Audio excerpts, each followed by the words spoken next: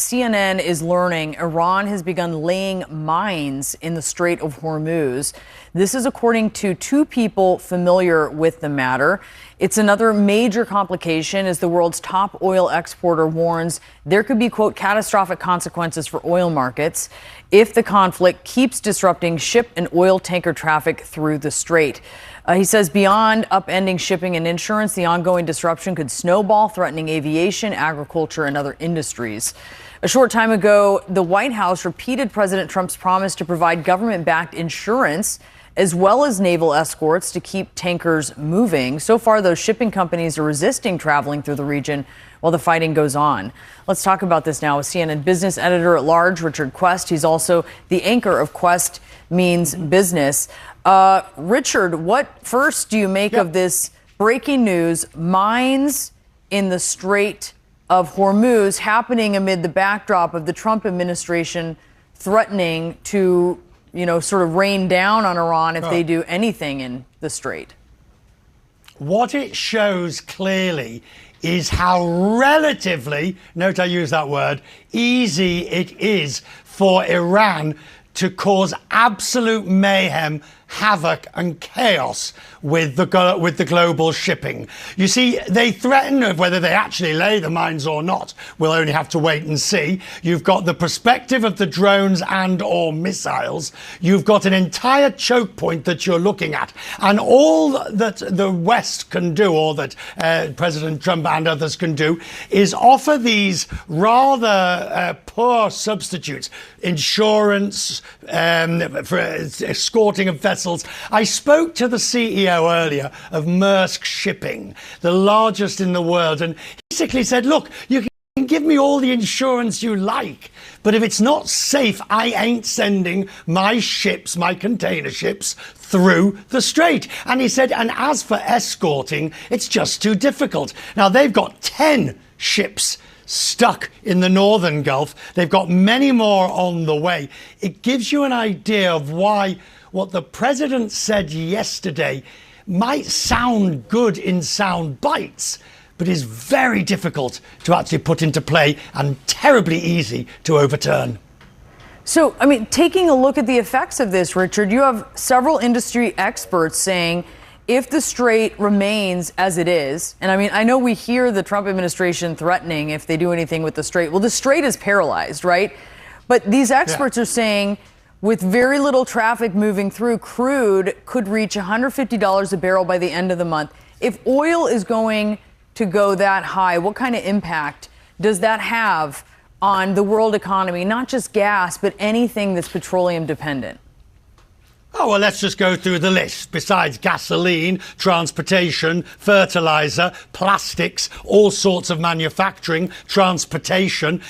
Heating, just for homes, pays your money, it takes your choice.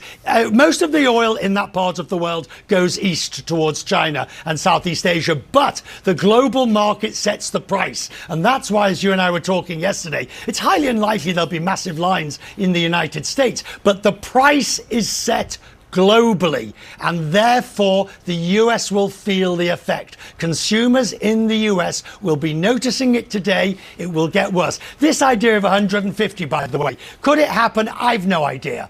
Is it possible? Absolutely. Is it likely? No one knows. That is the reality here. It is simply a mass of knowns of unknowns. The United States has hit and completely destroyed 10 inactive mine-laying boats near the Strait of Hormuz. That's according to a post from President Trump earlier this afternoon.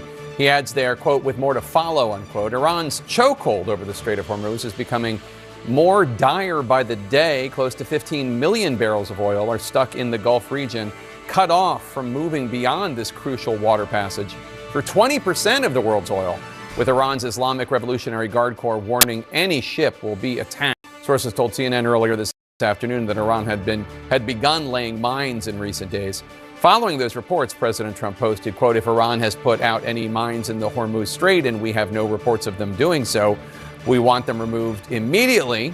If for any reason mines were placed and they are not removed forthwith, the military consequences to Iran will be at a level never seen before. If, on the other hand, they remove what may have been placed, it will be a giant step in the right direction, unquote. That post was only about 40 minutes before his announcement that the U.S. had destroyed the 10 inactive mine-laying boats. You've probably felt the impacts of Iran's grip on the Strait of Hormuz from 8,000 miles away or so here in the U.S. over the last 11 days, paying an average of 56 cents more for a gallon of gas from when this war began. The president and the White House are sticking to their script that those price hikes at the pump are nothing to worry about. The recent increase in oil and gas prices is temporary, and this operation will result in lower gas prices in the long term. Once the national security objectives of Operation Epic Fury are fully achieved, Americans will see oil and gas prices drop rapidly, potentially even lower than they were prior to the start of the operation. Let's bring in CNN's Caitlin Collins, who's at the White House for us today. Caitlin, the White House press secretary fielded a bunch of questions today about the Strait of Hormuz and the rising price of oil. Yeah, Jake, I mean, these wild swings in the oil market have been top of mind here at the White House, certainly top of mind for their voters and really for all Americans, given the numbers that you were just showing and how much the prices at the pump have changed and just the swings that we've seen based on comments made by President Trump before the markets closed, after the markets closed, a tweet from the Energy Secretary, Chris Wright, earlier today, where he said and seemed to be announcing some breaking news that the United States Navy had basically taken and escorted a tanker through the Strait of Hormuz, something that the president has said for many days now is potentially an option here. But then quickly, Jake, that tweet was deleted, and the White House press secretary, Caroline Leavitt, at that same briefing confirmed that the United States Navy has not escorted any tankers to the Strait of Hormuz yet. And so obviously that changed because it had made people quite optimistic that potentially we were going to start seeing some more traffic moving through there. And instead, Jake, only the opposite seems to be true with Iran and this reporting now that that CNN has that they are laying new mines there, with the president saying he has not personally seen reports of that, but threatening Iran should they continue to do so. One other thing that Caroline Leavitt said earlier about this prospect of the Navy escorting tankers through the Strait of Hormuz, Jake, was that it is still an option if and when necessary. If you look at the markets, they may argue that time is now, because obviously that is what is affecting these prices, why you're seeing so much concern over what this is going to look like going forward. But right now, Jake, we know that this still has not happened yet.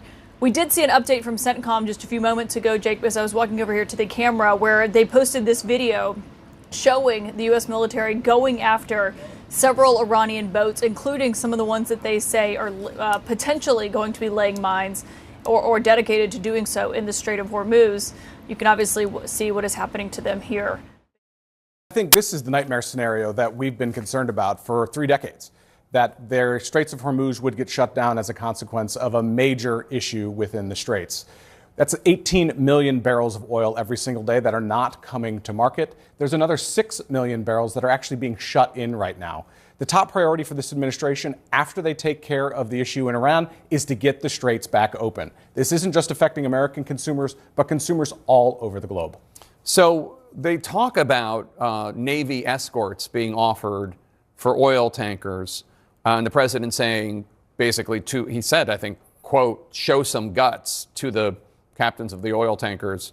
What's the response of your industry to that your tankers need to show some guts and go with the Navy through the Strait of Hormuz? Well, there's 2 things here. First of all, they did provide some kind of a backstop for insurance. That was an important step as well.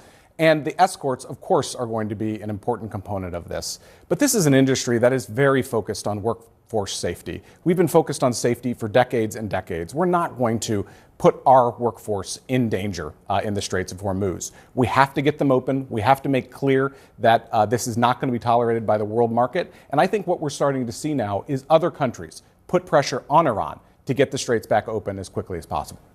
Your industry, there's a lot of money in your industry. I'm sure that they don't just rely on what they see when they go into a strait or a passageway. They have security, they have some sort of surveillance. What are you hearing about the Iranians mining the Strait of Hormuz? Well, we can only say what we've been hearing from the administration itself.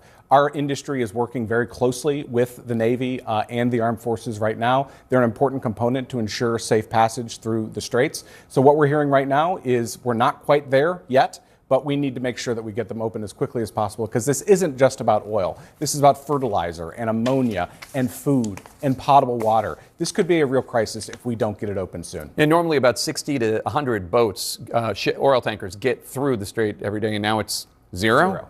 The last time a global conflict impacted oil prices was when Russia invaded Ukraine in 2022. And airfare prices shot up almost immediately because of the effect on jet fuel. So far, that has not been the case with this conflict. Do you expect that we will see that, though? We have seen a lot of volatility in the oil markets so far. We just don't know what the answer is going to be at this point. What I do know is that American production is serving as a buffer for world oil prices. When we were dealing with these kinds of situations 30 years ago, the United States was a net oil importer. Right. Now we are a net oil exporter. That has provided the energy security that this country needs to make sure that we can have these kinds of conflicts and not see a lot of impact on the pump. But the longer this goes on, the more volatility there's going to be, and consumers are going to continue to see prices go up. What's the price right now for a barrel of oil? What is it? Right now, we closed today about $80. $80. And how high do you think it's going to go? We just don't know. We can't predict future prices. But of course, as an industry, what we're focused on is stability and security for these barrels of oil and for our workforce. But we're very concerned that if the straits remain closed for a few more weeks, there's going to be a significant impact.